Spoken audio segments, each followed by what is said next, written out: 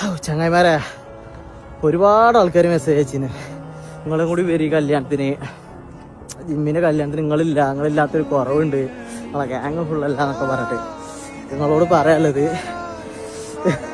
ആഗ്രഹം ഇല്ലായിട്ടല്ല, ഓരോരോ തടസ്സങ്ങളും സാഹചര്യങ്ങളും വരുമ്പോഴാണ് നമ്മൾ പ്രവാസം ചൂസ് ചെയ്യുന്നത്. അപ്പോൾ അങ്ങനെ ഒരു തടസ്സത്തിൻ്റെ മുന്നിൽ നിന്നാണ് ഞാൻ കാനഡ ചൂസ് ചെയ്തത്, കാനഡയ്ക്ക് എത്തിയത്. ഏകദേശം 4 കൊല്ലം ആയി. ഞാൻ 24 വയസ്സായപ്പോഴാണ് ഞാൻ കാനഡയ്ക്ക് പോകുന്നത്. 28 വയസ്സായി. അപ്പോൾ ഇപ്പോൾ ജിമ്മിൻ്റെ കല്യാണം നഷ്ടപ്പെട്ടു.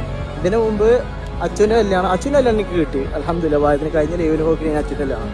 പക്ഷേ ജിമ്മിൻ്റെ കല്യാണം എനിക്ക് മിസ്സായി, ഷാനുവിൻ്റെ കല്യാണം എനിക്ക് മിസ്സായി, പിന്നെ അച്ഛൻ്റെ അല്ല, പിന്നെ നമ്മളെ ബാസിലിൻ്റെ കല്യാണം എനിക്ക് മിസ്സായി.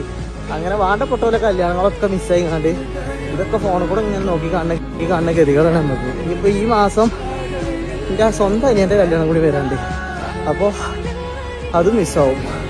അതിനും പോകാൻ പറ്റിയ കോലത്തിലല്ല. അങ്ങനെ ദുബായിലോ GCC കൺട്രിയിലൊക്കെ ആണെന്നുണ്ടെങ്കിൽ ഒരു 4 മണിക്കൂർ കൊണ്ട് അങ്ങനെ നാട്ടിലേക്ക് എത്തിയാണ്ട് ശനി ഞായർ ലീവിലെങ്കിലും പോരേനി.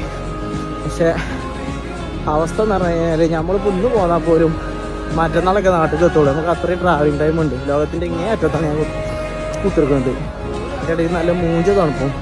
ഏതായാലും സാറാണ്, പരിപാടികൾ മിസ്സാവും. ഇത് പ്രവാസികളെ വിദ്യയാണ്, പറഞ്ഞിട്ട് കാര്യമില്ല. നമ്മളെ ജീവിതം ഇങ്ങനെ പോകും. പ്രവാസം എന്ന് പറഞ്ഞാൽ അങ്ങനെയാണ്. ഏതായാലും അധിക കാലം ഈ പ്രവാസം മുന്നോട്ടുണ്ടാകാനുള്ള ഉദ്ദേശം എനിക്കില്ല.